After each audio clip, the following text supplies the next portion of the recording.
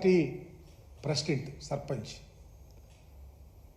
స్వయాన మీ శాసనసభ్యుడికి ఇంత దారుణంగా బరి తెగించి ఛాలెంజ్ చేసి పత్రికా విలేకరుల ఇంటికి వెళ్ళి ఛాలెంజ్ చేసి రమ్మంటా ఉన్నాడంటే,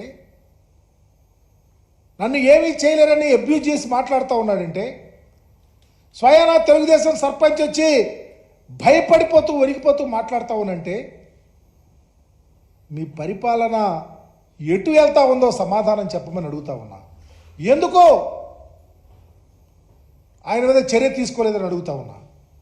రెండవ వ్యక్తి స్వయాన ఒక మెడికల్ కాలేజీలో ప్రొఫెసర్గా, హెడ్ ఆఫ్ ది డిపార్ట్మెంట్గా, మంచి చదువురిగా ఉన్నటువంటి ప్రొఫెసర్ మీద కాకినాడలో మీ ఎమ్మెల్యే, మీ జనసేన పార్టీకి సంబంధించిన ఎమ్మెల్యే దుర్భాషలాడి కొడితే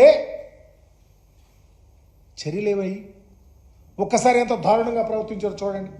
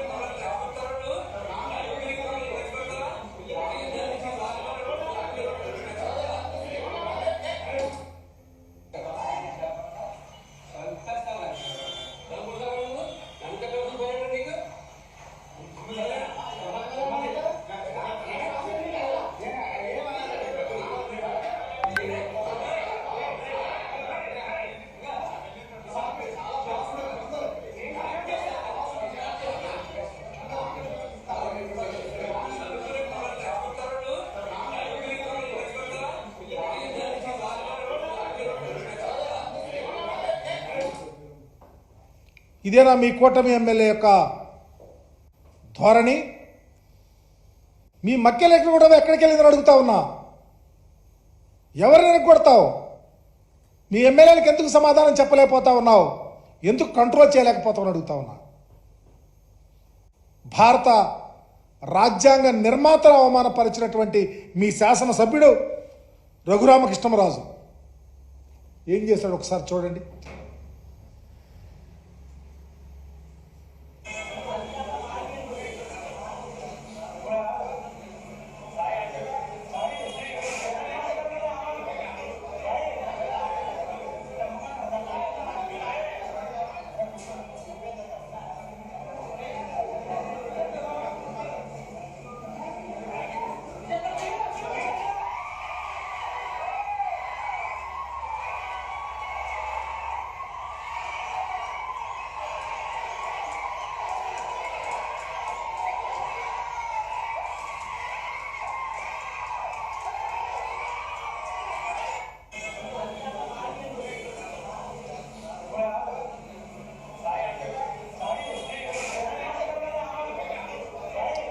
ఇది ఎక్కడ దారుణం?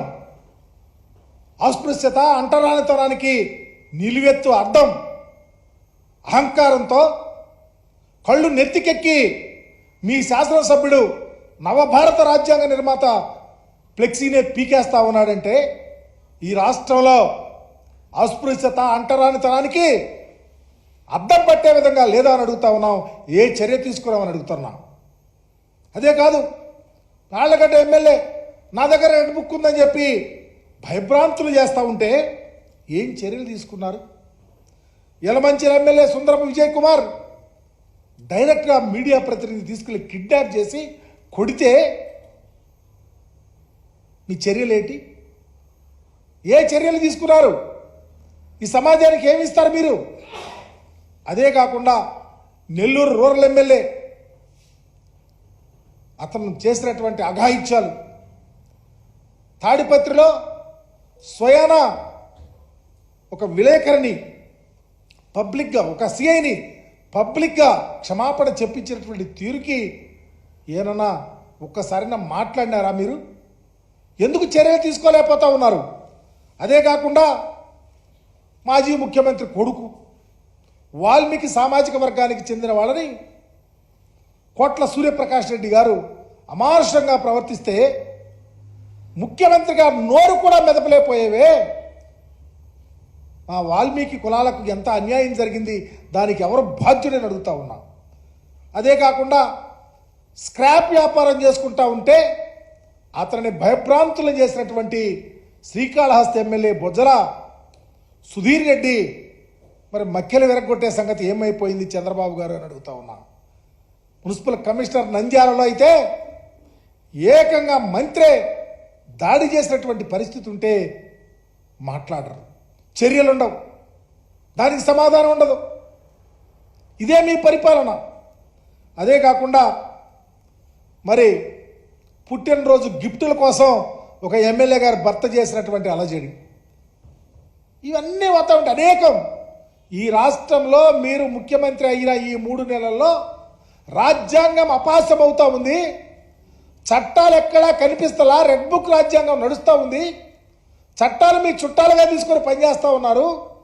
ఇకనైనా జాగ్రత్తగా ఆలోచించి ఈ రాష్ట్ర ప్రజలందరూ సమానులే, ప్రజాస్వామ్యంగా పనిచేయాలని ఒక ఆలోచనకు రండి చంద్రబాబు గారు.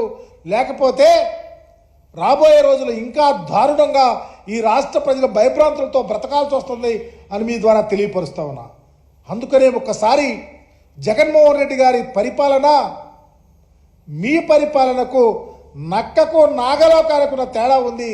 జగన్మోహన్ రెడ్డి గారి పరిపాలనలో ప్రజలు సుభిక్షంగా ధైర్యంగా గుండె మీద చేసుకున్నట్టు బ్రతికారు. మీ పరిపాలనలో భయభ్రాంతులతో బతుకుతా ఉన్నారు. జాగ్రత్తగా ఆలోచించి పరిపాలన చేయమని మీ ద్వారా తెలియపరుస్తా ఉన్నా.